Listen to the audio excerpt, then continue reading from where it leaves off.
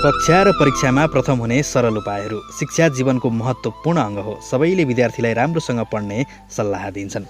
पढ्नमा तेजिलो विद्यार्थी आफ्नो करियरमा सफल बन्ने गर्दछ। यदि तपाईँ कक्षा वा परीक्षामा प्रथम स्थान प्राप्त गर्नुहुन्छ भने त यसले तपाईँको उज्जवल भविष्य सुनिश्चित गर्नुका साथै सबैले तपाईँको सराहना गर्ने गर्दछन्। यदि तपाईँ सुरुदेखि नै पढाइमा जान्ने हुनुहुन्छ र सधैँ परीक्षामा प्रथम हुनुहुन्छ भने यो तपाईँको आदत बन्नेछ। तर यदि तपाईँ एक सामान्य विद्यार्थी हुनुहुन्छ र पढाइमा धेरै ध्यान दिनुहुन्न भने कक्षामा प्रथम हुन केही गाह्रो हुन्छ, तर असम्भव भने होइन। तपाईँलाई कक्षामा टप हुनबाट कसैले रोक्न सक्दैन, तर यसका लागि तपाईँले कडा मेहनत साथसाथै केही स्मार्ट टिप्सहरू अपनाउनुपर्छ। यसका लागि म तपाईँलाई केही स्मार्ट टिप्सहरू दिन गइरहेको छु। कक्षामा पढाएको कुरामा ध्यान दिनुहोस्। परीक्षामा राम्रो अङ्क नआउनु र परीक्षामा टप नगर्नुमा कतै न कतै तपाईँले कक्षामा पढाउँदा ध्यान नदिनु पनि एउटा कारण हो। यदि तपाईँ स्कुलमा पढाएको कुरामा ध्यान दिएर सुन्ने र बुझ्ने गर्नुहुन्छ भने तपाईँले 50% तयारी पुरा गर्नुहुन्छ।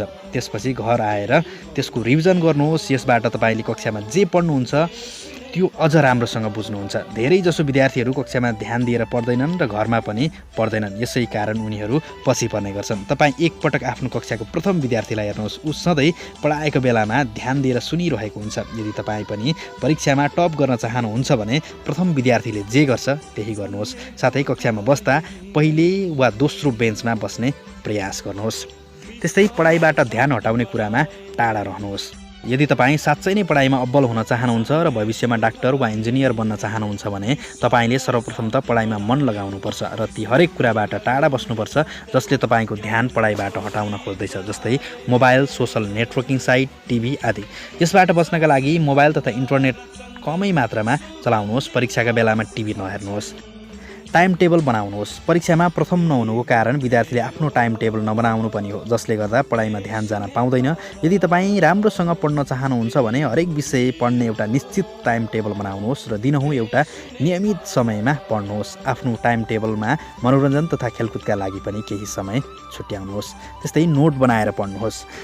स्कुल होस् या कलेज, हरेक विद्यार्थीले नोट बनाएर पढ्नु महत्त्वपूर्ण हुन्छ। नोटले परीक्षाको समयमा तपाईँलाई कम समयमा पुरा पढ्न र त्यसलाई रिभिजन गर्न मद्दत पुर्याउँछ। उपयुक्त किसिमको नोट बनाउनका लागि स्कुलमा पढाएको कुरा नोटमा टिप्नुहोस् र हरेक विषयका लागि बेग्ला बेग्लै नोट बनाउनुहोस्।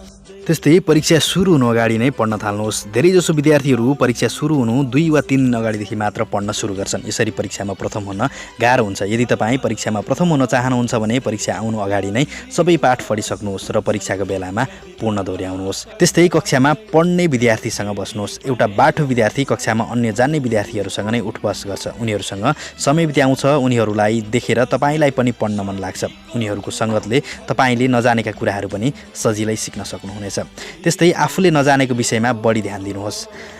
धेरै विद्यार्थीहरू आफूलाई आउने विषय नै धेरै पढ्छन् किनकि उनीहरूलाई त्यो विषय पढ्न मजा लाग्छ र जुन विषयमा उनीहरू कमजोर हुन्छन् त्यो विषय धेरै पढ्न चाहँदैन किनकि नबुझेपछि त्यो विषय पढ्न अल्छी लाग्छ।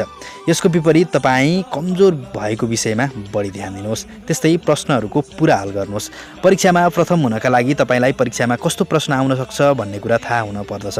कुन च्याप्टरबाट कस्तो प्रश्न र कति मार्क्सको आउँछ भन्ने कुरा राम्रोसँग जानकारी पाएपछि मात्र तपाईँले त्यसै अनुसार तयारी गर्न सक्नुहुनेछ। यसका लागि 10 वर्षसम्मको प्रश्नपत्रहरू भेला पारी त्यसको अभ्यास गर्नुहोस्।